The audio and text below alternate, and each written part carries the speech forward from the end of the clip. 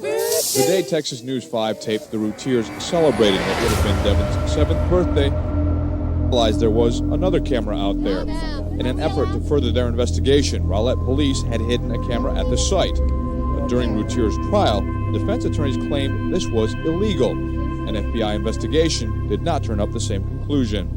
As Darlie sits on death row now, her family wants to file a civil lawsuit claiming their right to privacy was violated. We're not done fighting. This was only the beginning. I mean, we're going to continue to fight for Darlie, and we're going to have to take a lot of little baby steps to get the results that we want. This will not change Routier's status in prison, but the family is also fighting on that front as well. Unfortunately, we have to go through the appellate process now, but I think in the end, I hope and pray that the truth prevails.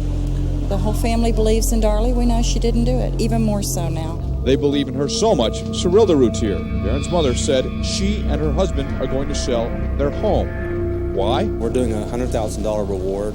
They're willing to put their house up for sale for the arrest and the conviction of the man who killed my boys. Routier says his wife is having a hard time in prison. I think reality a lot of times sets in where you put the grieving process off, and you put it off and you put it off because it hurts too bad in the place that you're at, thinking that I'll be able to do that later. And she's basically come to a point where she is grieving tremendously for the boys. Neither the Rowlett Police Department nor the Dallas County District Attorney has received any word about a civil lawsuit. Both say they want to withhold comment until something is filed. Joe Munoz, Texas News 5.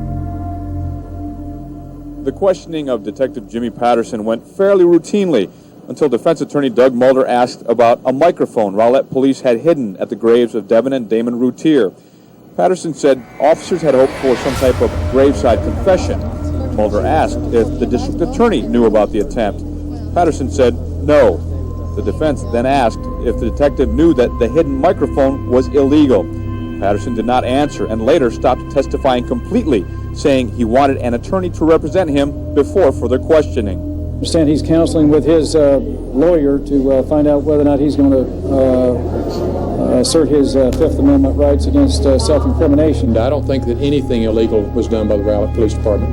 I think it's a non-issue, really. I know why Mr. Mulder wants to make it an issue, because he has no other issue to work with here. Another unusual allegation involves a witness for the defense.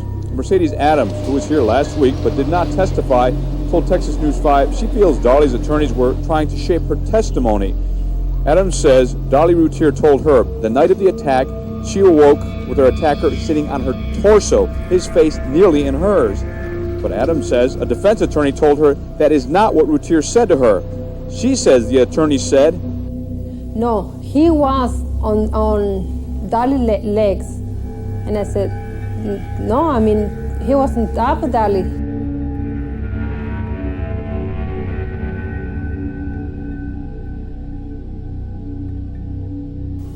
No, he was on Darlie's legs. No, he was on top of Darlie, what I said. Did you get the feeling when you were talking to the attorneys that they wanted you to lie on the stand? Yes. It was not the news Darlie Routier's family wanted to hear. After reviewing the case, Judge Mark Toll denied a request to lower Routier's $1 million bond to $100,000. The 26-year-old mother of three remained jailed tonight for allegedly stabbing to death her sons Damon and Devin. Yes, I am disappointed. In addition to today's setback, those close to the family say they're angry with the apparent public perception that Darlie is not upset by her son's death. In an exclusive interview with Dateline NBC, her mother says the grief is there. She cried every single day, constantly. I mean, it was maybe not all day long, but off and on. And her eyes, like there was so much pain in her eyes. I mean, she'd lost two of her children, two of the most important people in her life.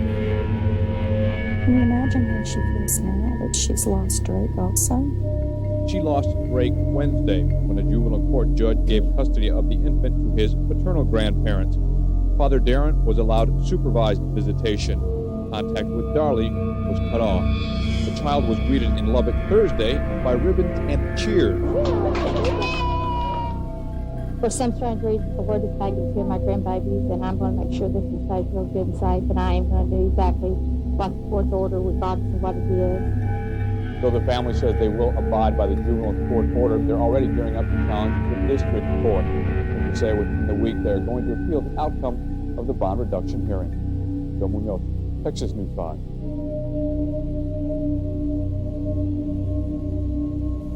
Darlie Routier's defense could undergo a major change. Sources tell Texas News 5 that Doug Mulder may be considering becoming a part of that team. Jail records show he visited Darlie Routier late last week. He does confirm that he will represent Darlie Key, Routier's mother, in a contempt of court case. The state alleges Key broke a gag order when she and Darren Routier appeared on a radio talk show. Routier's present court-appointed attorneys did not like to comment on the possible change. But one source says if Mulder were brought on as paid counsel, he might replace the county-paid attorneys currently on Routier's case. If a switch is to be made, it will need to be soon, since her pretrial hearing is next week, and a trial will follow soon after. Mother-in-law Sorelda and her sister Danelle and Darren's aunt.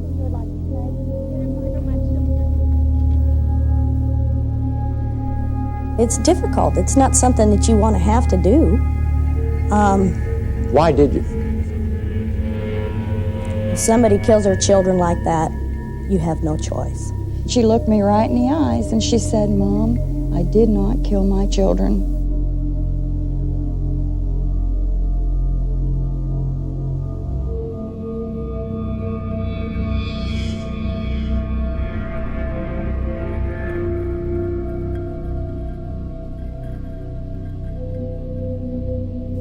Well, I think it says that there was no intruder, period. It's a lie, and you know it.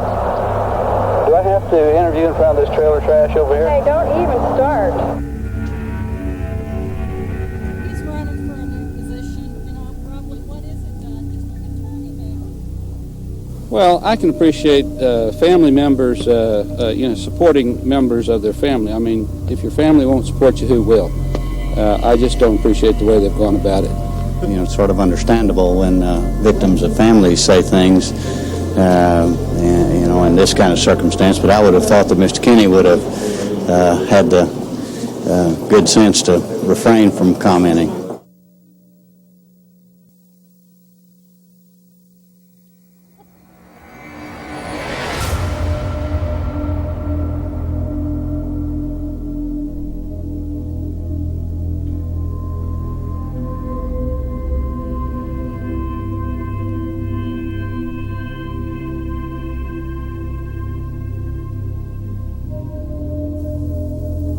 I understand that, the experts are very good at what they do, but it doesn't explain everything. And, one comment that I've heard over and over again is that they keep saying, well, the family wasn't there. Well, I was, and so was Darlie. And, we're here to tell our story and exactly what happened. And some of it we'll be able to fill in the pieces, but, some of it's blank. So.